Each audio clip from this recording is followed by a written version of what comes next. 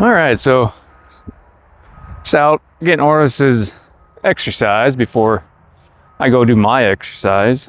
I'm gonna do a full body today. I was just looking and can't really see because they just shut their sign off.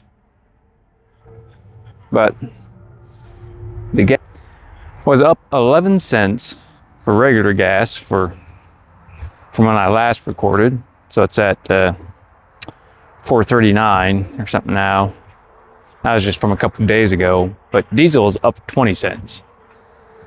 That's like, it was 5.49, I think it was. So yeah, it's like 5.29 the other day as well. So yeah, gas is already starting to going up again. So it came down 1 cent for some reason, but it's gone up 11 cents. So and we still, I don't think I've gotten our last bit of oil that should be here. I think by the end of this week or into the next week. I think they said around the 15th. They said mid-March anyway. Kind of the Ides of March, kind of funny. I guess Caesar's not the only one to have to worry about that. But just out. Oh, sorry, I'm still zoomed in. Otis is out getting his exercise. He really enjoys this for his, but I seen that Trump is, I guess, still planning on bombing Iran, and that there's been talks that he keeps talking about pulling out of NATO, which honestly wouldn't be bad because they also want to pull all of our troops from the bases over there. That would actually save us a lot of money in that regard. And also there's some talks about us troops already being kicked out of other bases around, I guess, the Middle East. That's what I've seen some other people talk about. I don't know how true that is, if that is in fact a thing, but ultimately that would save us money because we spend a lot of money having our troops overseas. Especially if, pull out of NATO. I don't see why they'd want us there, why we want to have our troops there if we're not gonna be part of that anyway. But yeah, if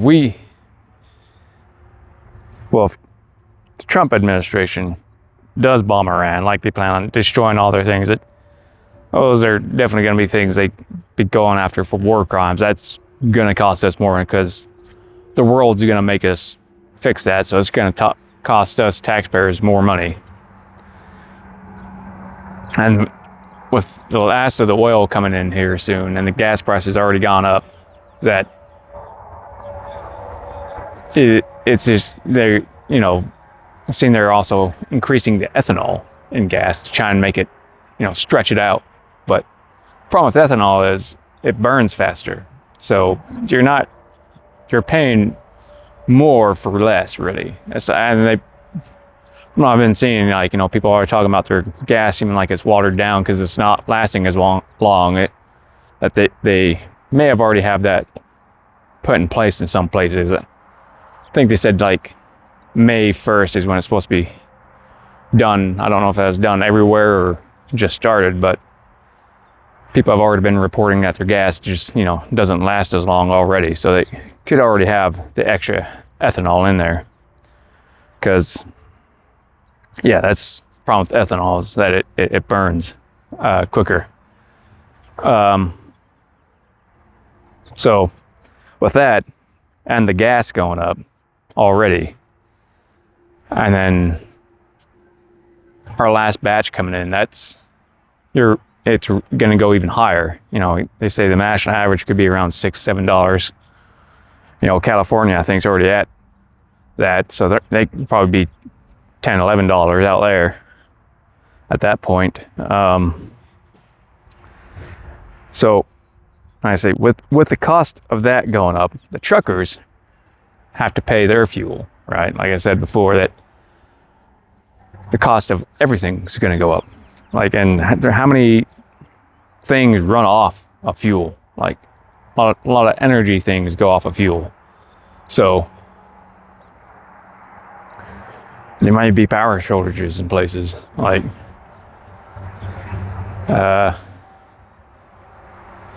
so yeah, and then the price of everything will go up. So I would suggest stocking up things while you can. Don't be assholes. Don't buy everything off the shelves like they did during the pandemic stuff with COVID. Like, just buy 1 or 2 extra things like than you normally would, and just don't use those. Set those aside in case as things go along, and then if you're going to get something, just rotate your stock out. So if it's, like a food item, like meat, freeze it if you can, or if a shelf stable item, like get a new one next time you go. Put that in, your stuff you're saving, and then use one of the older boxes out, just like you would in a store. If you ever worked retail, you'd understand about rotating the stock. And then, buy an extra thing of toilet paper, paper towels. Don't use them. Say, don't buy like 30 of them, like people were. That don't clear the shelves. Allow people to have other people to have stuff as well. But just grab 1 or 2 extra ones, I would suggest. Sorry, but I keep throwing that right in the rocks.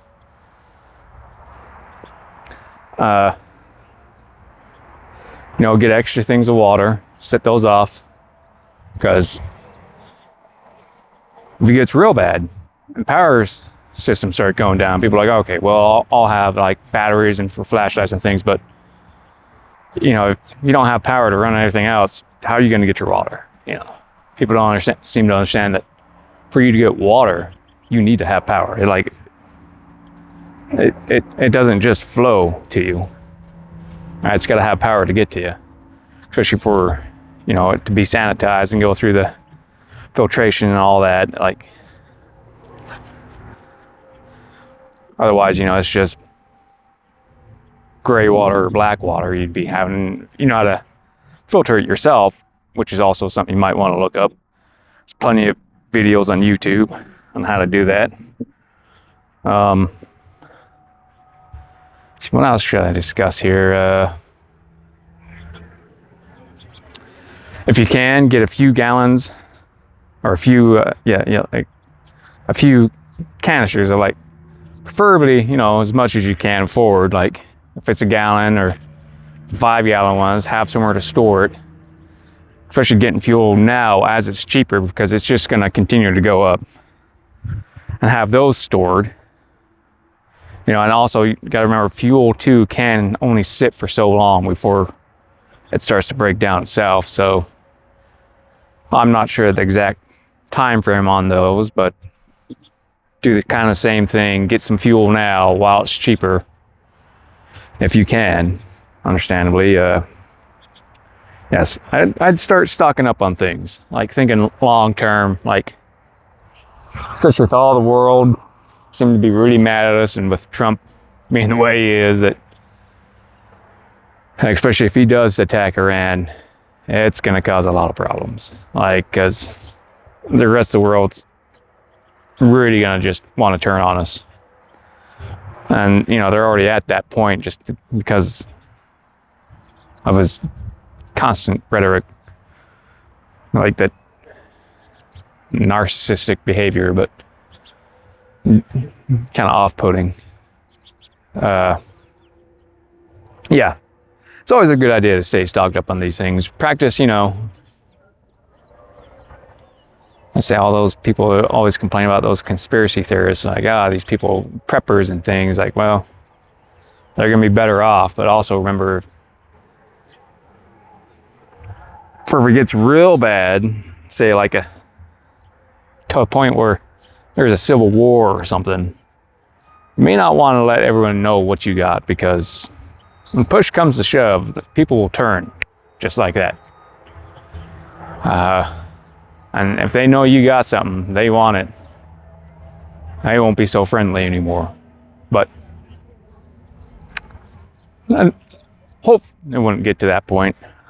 There's a lot of people, would seem excited about that, would want that, like, I've been around enough countries and things and seen that type of stuff that, yeah, you don't want that. It's kind of like these flock cameras. Everything's, there's so many people anyway who think they're a great idea. Like, yeah, we can get those people running in the red lights. Like,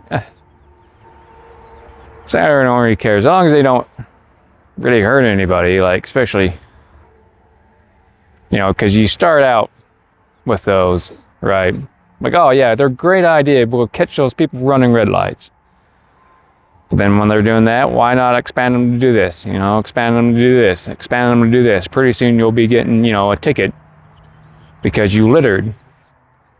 And you didn't realize you littered because, you know, the camera caught you get out of your car and the wind blew like a receipt or something you had sitting in there on the floor, or some other little piece of trash out of your car, and you didn't even notice it. Well, now you're getting a ticket for that, you know, because, you know, that saying of, if you give them an inch, they'll take a mile. That, it's like all these little things that people think are fine, they let slide. It's really the point where we got to our country where, you know, they can find a way to make you a criminal for anything. And that seems like that's really their goal, is, especially the police nowadays, is they ain't there to, you know, protect and serve. You see a lot of people have removed that from their things even. Like, it's not even their saying. Like the one here in Nampa is like, God bless the peacemakers. That's their slogan, not protect and serve. It's like, you know, which is one, I'm sure there's some who like to think, you know, Peacemaker, that TV show, but even that is taken from the Bible of, you know, the peacemakers. There's a thing in there about that I'm sure they're going off of, which is probably, you know, they're not allowed to have because the separation of church and state. So they probably shouldn't even have that slogan in there, but also that fact that they think that's their job, like, they, you know, it puts in, it's already their paramilitary mentality they've already been built up to, that they think they're there, you know, to do whatever they like, you know, just the whole thing of craziness of police. They like to be so rough nowadays. They think everyone's, you know, you look through their training, you can see that they're taught to make, hey, consider everyone that they are a criminal and they're out to get you. It's like they train them to be paranoid. It's, you know, like you see them go to these little things, these conventions where they're teaching, and you see them like, oh yeah, you know, they tell them like, it's a war zone out there. Like they build up in their head, like, you know, everyone's out to get you, so you got to be able to get them first. Like, and you know, they look like they try to find a way to charge you with a crime, like especially if they've done something. Especially it seems like when people record them and they're in trouble and realize, oh, we're going to get in trouble, so we're going to try and find something we can charge them with now to try and cover us, instead of just saying, okay, yeah, we fucked up, our bad. That's kind of my situation now. They fucked up, and so instead of just saying, yeah, we fucked up, they're still trying to charge my shit. Like, I didn't even do. Like, for my dog, they're just trying to charge me animal cruelty. Like, I don't know how the hell they're trying to charge me with animal cruelty. Like, it makes absolutely no sense. It's like, I just pissed that cop off and bruised his little ego because I told him he was a dipshit and he didn't know what he was doing. So he just threw that on there, like, because he's my service dog. It's like, he's just being a dick. And, you know, the prosecutor, instead of like looking at it, I was like, yeah, there's no way you can charge me with that. She just still won't throw it. Like, yeah, tried using that. Well, we'll drop that if you plead guilty, you know, that, and there was something else on there that was just a, you know, trumped up charge that, you know, it's like, well, we'll drop these if you plead guilty to this. It's like, well, I didn't do that, so I'm not pleading guilty to anything. It's like, let's just go to court. Like, you know, that's another thing you see they do. Like, they throw on a bunch of other stuff and like, oh, we'll drop all this if you just, especially when they know they don't have a case. They try and do that as like a scare tactic. And that's, you know, says a lot about our justice system as it is. You know, it's about making people criminals, you know, to generate revenue and things like that. But the funny thing is nowadays, you don't even have to pay. Like, they want to charge you with all this stuff. You don't have to. All we'll do is go to collections, and they'll show up on your, you know, FICO report and stuff, and I'll just pay somebody to have that removed, you know. So, because in America, at least right now anyway, there's no debtor's prison. So they can say you owe this debt, like, I ain't paying it. But, because, you know, the things they're trying to charge me with is like a misdemeanor. Like, it ain't gonna hurt me.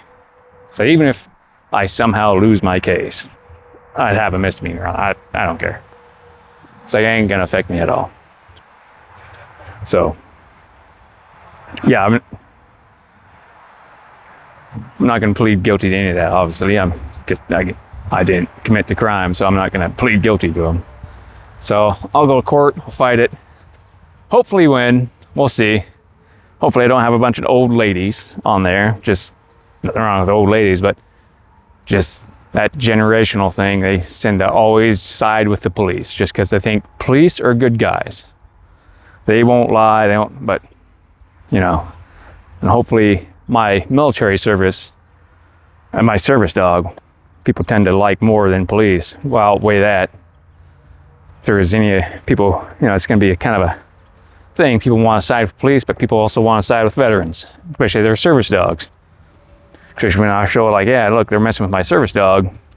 Didn't do anything wrong. You know, and try and charge me with animal cruelty, which makes absolutely no sense. So it'll be kind of a weird thing, but I'll plan on relying heavily, you know, on my years of experience as a veteran and things like that versus, you know, this kid, because he's a young kid, rookie cop, like, didn't know what he's doing. Like, if they did, I still haven't gone in and watched body cam footage. She says she doesn't know if my lawyer doesn't even know if they really had him turned on.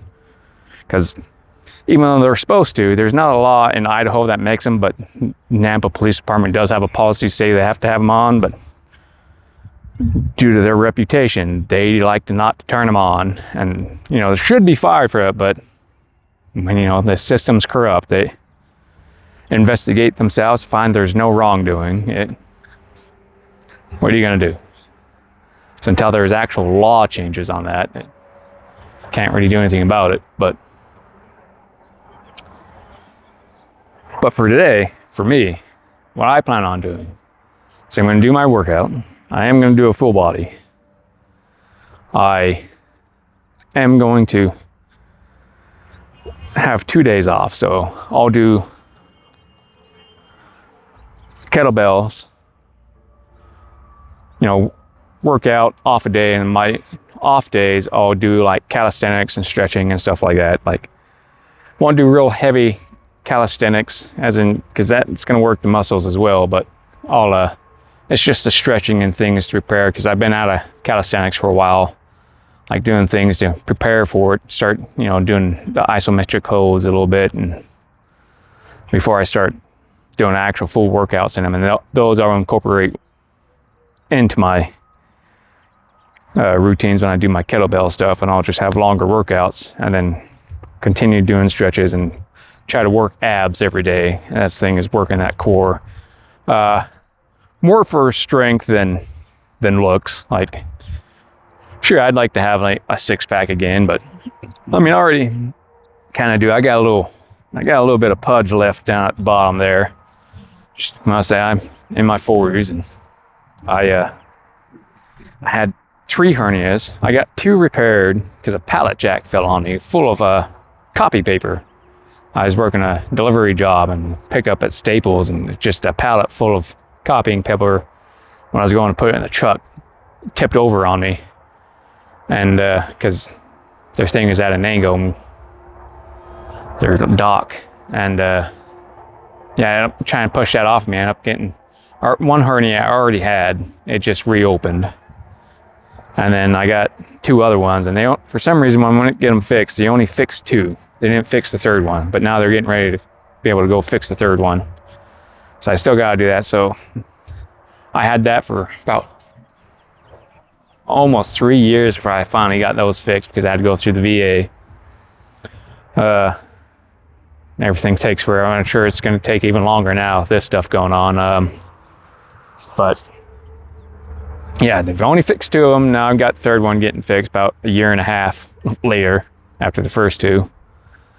So I got kind of fat during that. Couldn't really work out at all. Couldn't do my abs, especially because I had 2 low ones, the growing ones, and then one above the belly button. I can't remember, what they're all called, but so I got the 3rd one about to get fixed. That one's not as bad. I think that's why they put that one off. It's just kind of slight. But I'll get that done here, I think the end of May is when they have that scheduled. And then I'll be down for, a week or so with that, and then have to slowly get back into working out again. So that's why I'm trying to do as much as I can until that point, while trying to protect it without making it worse, obviously. So yeah, I'll do my full body, but when I do my legs, rest a day, chest and tris, rest a day, then back and bis and rest a day. So I did my back and bis. Let's see here, today is Tuesday, so it's Sunday. And then I'll do a full body today, and then I'm gonna rest for 2 days.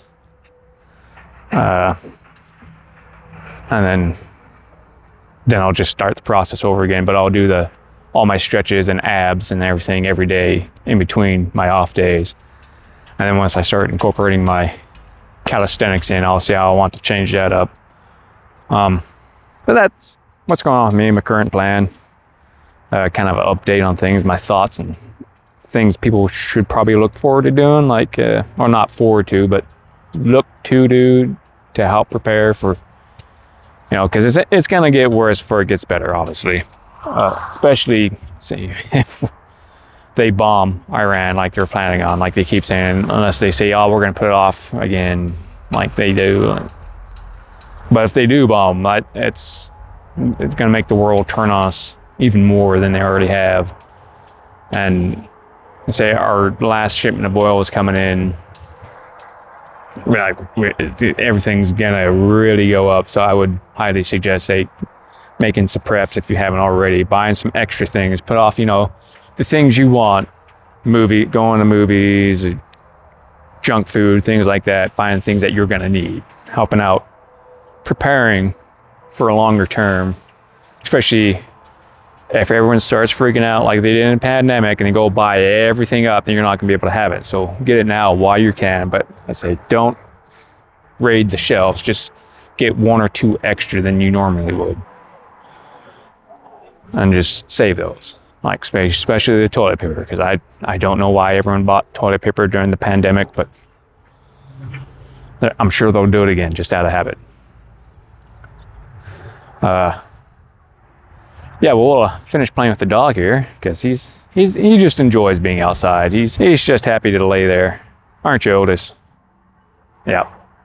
I'll finish playing with him. I'll go back, do my workout, and get on, finish doing the things I gotta do to practice. I'm just sticking to Vietnamese now and doing digital art. I haven't really done much with photography. I've been slacking on that. I need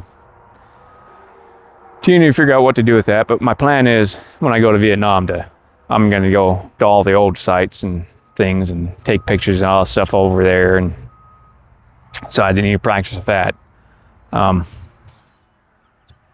Yeah, hopefully you all stay safe, and I guess I'll get back in a couple of days, see what's going on, and say that tonight about 8 o'clock Eastern time, 8 p.m., that, we're supposed to bomb over there, which also seems like a bad idea to put out, hey, this is the time we're gonna do it. Probably don't want to let people know that. But, when you don't have any military advisor, well, your military advisors aren't military. You're all just a bunch of cucks, I'll say, that wannabes that never served, that want to do things that you think will look cool. Yeah, no, that's what you get. All right, we'll see you later.